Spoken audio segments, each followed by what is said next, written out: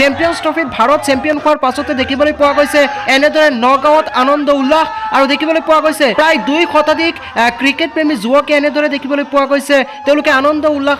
কৰা পৰিলক্ষিত হৈছে আৰু এনেদৰে আনন্দত আত্মসাৰা হৈ গৈছে তেওঁলোক আৰু দেখিবলৈ পোৱা গৈছে এনেদৰে ওলাই আহিছে তেওঁলোকে আৰু যিহেতু দেখিবলৈ পোৱা গৈছে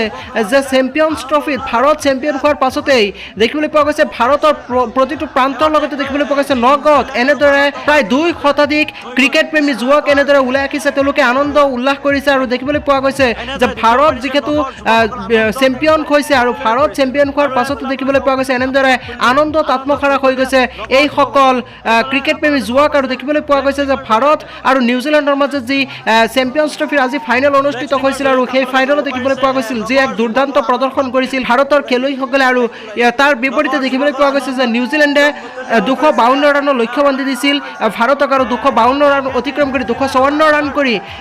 ভাৰত জয়ী হ'বলৈ সক্ষম হৈছে আৰু ইয়াৰ পাছতেই নগাঁৱত দেখিবলৈ পোৱা গৈছে এনেদৰে আনন্দ উল্লাস প্ৰায় 2 শতাধিক ক্ৰিকেট প্ৰেমী যুৱকৰ মাজত আৰু দেখিবলৈ পোৱা গৈছে যে প্ৰায় 2 শতাধিক ক্ৰিকেট প্ৰেমী যুৱকে এনেদৰে আনন্দ উল্লাসত নামি পৰিছে নগাঁৱত আৰু এই দৃশ্য আপোনালোকক দেখুৱাইছোঁ নগাঁৱৰ দৃশ্য এয়া কিয়নো দেখিবলৈ পোৱা গৈছে যে বৰ্তমান সময়ত সমগ্ৰ ভাৰতৰ লগতে দেখিবলৈ পোৱা গৈছে নগাঁৱতো আনন্দ উল্লাস কৰা পৰিলক্ষিত হৈছে প্ৰায় 2 শতাধিক যুৱক এনেদৰে ওলাই আহিছে